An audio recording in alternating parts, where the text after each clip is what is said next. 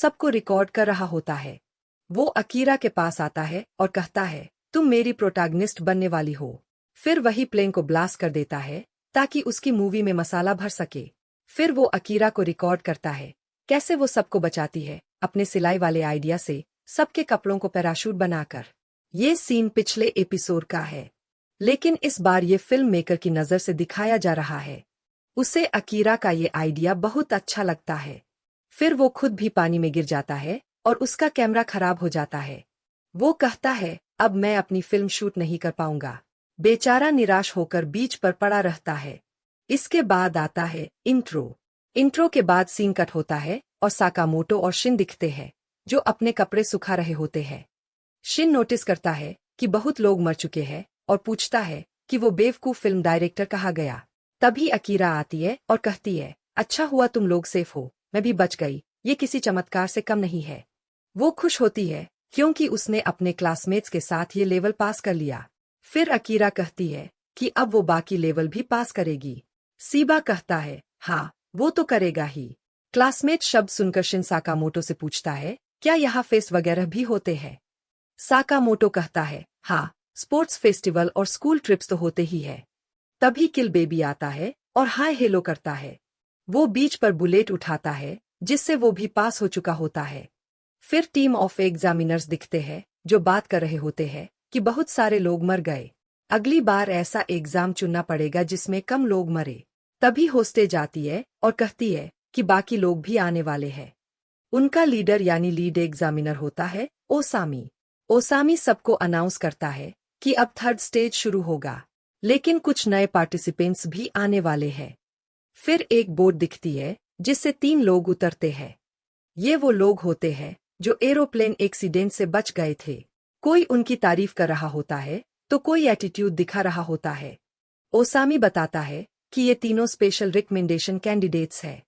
उनके नाम बताए जाते हैं, गॉगल्स वाला लड़का काजी, लड़की तोरामारू और टोपी पहना हुआ लड़का शिनाया। लड़की थोड़ी नर्वस होती है और सबको ग्रीट करती है। तभी किल बेबी गुस्से में आ जाता है, कहता है, ये क्या है यार, हमने रिस्क लेकर एग्जाम पास किया और ये लोग ऐसे ही बीच में आ जाएंगे। वो गाली भी देता है और कहता है, इन्हें भागो यहाँ से। अचानक तोरामारू गन निकालती है जिसमें ब्लेड लगा होता है और किल बेबी की गर्दन पर रख देती है। सीन कमाल का होता है। वो उसे ड्रामेटिक कहती है और शांत रहने को कहती है। फिर ओसामी बताता है, ये लोग प्रोफेशनल हिटमैन या उनकी एजेंसियों की रिकमेंडेशन पर आए हैं, तो इन्हें साथ लेकर ही खेलना होगा। फिर ओसामी तोरामारू को भी समझाता है कि शांति रखो, हम और किसी को खो नहीं सकते, बिना वजह कोई किसी को हिट नहीं करेगा। तोरामारू बताती है कि किल बेबी ने उसके किचन का मजाक उड़ाया था इसलिए उसने उसे मारा।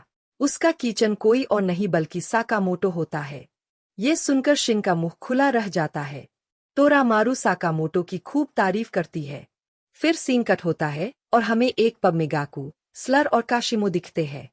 गाकू कहता है कि वो लोग अभी एग्जाम के बीच में होंगे। स्लर उन्हें कॉल कर रहा होता है लेकिन वहां फोन अलाउड नहीं होते। काशिमो पूछता है, क्या किसी यंग लड़के को इतना बड़ा रिस्क देना सही है?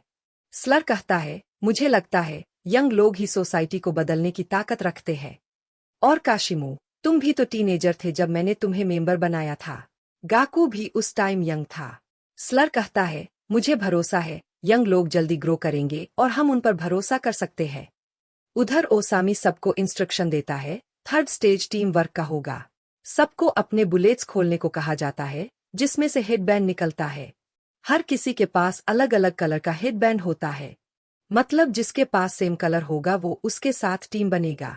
इस एग्जाम का नाम है टीम स्ट्रेटेजी टेल कैटग। यहाँ सबको एक दूसरे को ट्रैक करके उसकी टेल यानी कपड़ा निकालना है। इसमें फिजिकल एबिलिटी, इंटेलिजेंस और टीम वर्क सब टेस्ट होगा। सीबा और शिन को ये नॉर्मल लगता है। उसामी आगे बताता है कि यहाँ पर 7 टीमें और 7 कलर होने वाले हैं। सबके पास 2 दिन का टाइम है और 10 किलोमीटर का रेडियस है इस जंगल के अंदर।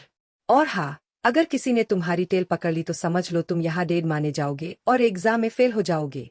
ये सुनकर सबको अचानक लगने लगता है कि ये एग्जाम तो बहुत आसान है।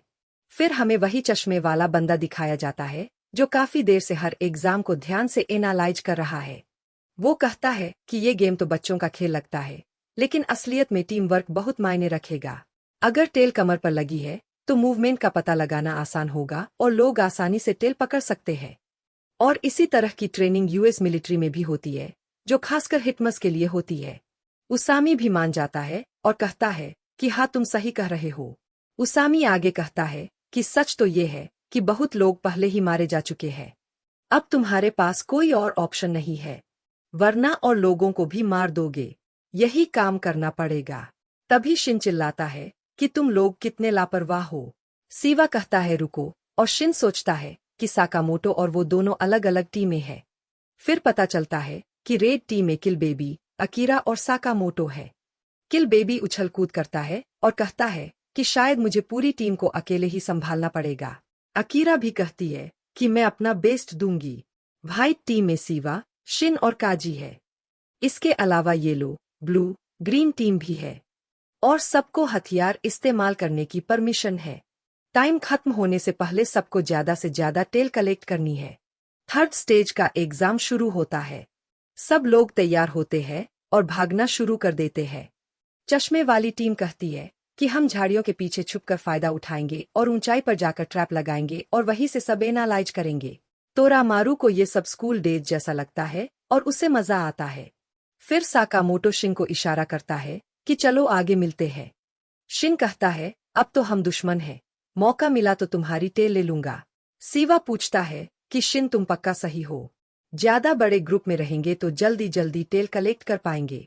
शिन फिर ब्लू टीम का एक टेल पकड़ लेता है। इधर किल बेबी एक आइडिया लगाता है। वो अपनी टेल बहुत छोटी रख लेता है, जिसे वो रैबिट टेल टैक्टिक कहता है। अकीरा कहती है चीटिंग मत करो। किल बेबी बोलता है अरे इसमें चीटिंग कहाँ है, कहीं लिखा तो नहीं है कि टेल कितनी बाहर रखनी है। अकीरा साकामोटो से कुछ पूछ रही होती है, लेकिन साकामोटो अजीब सा लग रहा होता है। उसे शिन की बात याद आती है कि मुझे आपकी तरह बनना है साकामोटो। अकीरा पूछती है आप रो रहे हो? साकामोटो कहता है नहीं। फिर एक टीम दिखती है जिसका पीछा तोरामारू कर रही होती है। सामने डेंड आ जाता है और तोरामारू ऊपर से अटैक कर देती है। वो कहती है कि उसे सारे कलर कलेक्ट करने हैं। टीम वाले बोलते हैं तेरे पास तो पहले से ग्रीन टेल है, हमारे पीछे क्यों पड़ी है? लेकिन वो मानती नहीं और अटैक कर देती है। उसका हाथ काट देती है और टेल भी ले लेती है।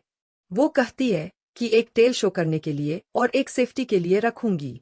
उसे सारे कलर क्यूट लग रहे होते हैं। फिर वो शिन के ग्रुप को नोटिस करती है। इधर किल बेबी परेशान है कि हम टेल कलेक्ट क्यों नहीं कर रहे, यहाँ पिकनिक थोड़ी करने आए हैं। लेकिन साकामोटो खाने का शौकीन है, वो आराम से खाना खा रहा होता है। अकीरा ड्रिंक ऑफर करती है और सब ड्रिंक पीते हैं, मछली खाते हैं। वहाँ एक लकड़ी का घर भी दिखता है जिसे साकामोटो कहता है कि उसने बनाया है। किल बेबी फिर बोलता है हम कैंपिंग करने थोड़ी आए हैं। माहौल हल्का फुल्का हो जाता है। अकीरा तितलियों को देखकर बहुत खुश होती है। वो किल बेबी पर बैठी तितली को धीरे से हटाती है और कहती है कि हमें तितलियों के विंग्स पकड़कर नहीं छूना चाहिए। दोनों में मजाक मजाक में लड़ाई हो जाती है। साकामोटो नोटिस करता है कि अकीरा ने कैसे हाथ के मूवमेंट से तितली को हटाया। वो पूछता है ये तुम्हें किसने सिखाया? अकीरा कहती है मुझे शर्मिंदा मत करो, वैसे भी मैं यूजलेस हूँ। कॉम्बैट में मुझे कुछ नहीं आता, दुश्मन की आंखों में देखते ही कमजोर पड़ जाती हूँ। इसी बीच अचानक चश्मे वाला भागता हुआ आता है और कहता है जल्दी भागो, एक पागल लड़की हमारा पीछा कर रही है। एग्जाम के दौरान हमें मरना नहीं है। ये सुनते ही किल बेबी दौड़ने लगता है, लेकिन उसके पैर में कुछ लगता है और पूरी टीम स्टेनलेस स्टील के नेट में फंस जाती है। पता चलता है कि ये चश्मे वाले और उसकी टीम का पूरा प्लान था। कोई उनका पीछा कर ही नहीं रहा था। वो ये भी बताता है कि किसी पर भरोसा नहीं करना चाहिए। तो इसके बाद वहां पे एक बंदा बोलता है चलो इनको गोली मार देते हैं और इनकी मरी हुई बॉडी से इनके टेल्स निकाल लेंगे। लेकिन तभी अचानक फायरिंग से पहले ही वहां बम ब्लास्ट हो जाता है। सीन कट होता है और हमें शिन की टीम दिखाई देती है। यहाँ पे सीबा और शिन आपस में ही लड़ रहे होते हैं। सब तेरी वजह से हुआ, तेरी वजह से वो चला गया। और सीबा तो वैसे भी रिवर में भीगना नहीं चाहता था, इसी वजह से इन लोगों ने नदी पार नहीं की। तभी अचानक उन पर हमला हो जाता है और वही पागल लड़की उनके ऊपर अटैक कर देती है। वो कहती है अरे चिन, तूने डॉज कैसे किया? तेरे पास कोई पावर है क्या? फिर हंसते हुए बोलती है तू तो बड़ा लकी निकला, मैं तो वाइट टीम में होती, पर वैसे भी वाइट तो साकामोटो का कलर है, इसलिए मुझे वाइट ही चाहिए। इसके बाद सीबा उस पर हमला कर देता है और लड़की नोटिस करती है कि साकामोटो का चैन थोड़ा डैमेज हो गया है। वो और भी पगला जाती है। सीन फिर कट होता है और हमें साकामोटो दिखता है, जो बम फटने के बाद भी अपने एप्रन से सब कंट्रोल कर लेता है। वही क्रीप बोल रहा होता है, भाई तेरे पास ये एप्रन आया कहाँ से? चश्मे वाली टीम सोच रही होती है, ये लोग इतनी आसानी से हारने वाले नहीं है। उनका लीडर चश्मिश कहता है, हमारे पास टाइम नहीं है, ज्यादा टाइम बर्बाद नहीं कर सकते। इधर किल बेबी बाकी लोगों से माफी मांग रहा होता है और उसी बीच आकिरा नेट के होल से बाहर निकल आती है। लेकिन तभी गोलियों से अटैक शुरू हो जाता है। साकामोटो अपने एप्रन से सब रोकता है और आकिरा को भागने के लिए कहता है। वो कहता है, हम लोग तुम्हारे पास जल्दी आ जाएंगे, तुम निकल जाओ, लेकिन आकिरा मानती ही नहीं। तभी चश्मिश वाली टीम उनके पास आ जाती है। अब आकिरा थोड़ी कंफ्यूज दिखती है, वो किसी को हर्ट नहीं करना चाहती, लेकिन साकामोटो समझाता है, कभी कभी हमें उन चीजों से दूर भागना चाहिए जो हमें करनी ही नहीं चाहिए। हम ठीक रहेंगे, तुम बस निकल जाओ। इसी दौरान आकिरा को किसी की बातें याद आती है और वो खुद से कहती है, अब लगता है मुझे मारना ही पड़ेगा। अगर हम हार गए तो फिर सब खत्म। और तभी आकिरा अपना असली मोड ऑन कर देती है। वो भागती है और एक झटके में अपनी उंगलियों से चश्मिश की गर्दन उड़ा देती है। साकामोटो और किल बेबी उसे देखकर हैरान रह जाते हैं। दोनों के तो होश ही उड़ जाते हैं। इसके बाद वो पागल लड़की फिर से उन सब के पीछे भागने लगती है, लेकिन साकामोटो आकर उसे रोक लेता है। अरे आकिरा, शांत हो जा भाई, क्या कर रही है तू? फिर साकामोटो भाग के चश्मिश के पास आता है और कहता है, बोलना मत। अभी अभी जो अटैक हुआ है उसमें तेरी नसें फट चुकी है। और वो उसकी ब्लीडिंग रोकने के लिए कपड़े बांध देता है। वो कहता है, अगर अभी इलाज नहीं हुआ तो तू मर भी सकता है। इधर किल बेबी परेशान है, अरे तूने क्या कर दिया? ये तो बहुत बड़ा डेंजर था। आकिरा रोते हुए कहती है, मेरा मतलब ऐसा करने का नहीं था, मैं बस तुम दोनों को बचाना चाहती थी।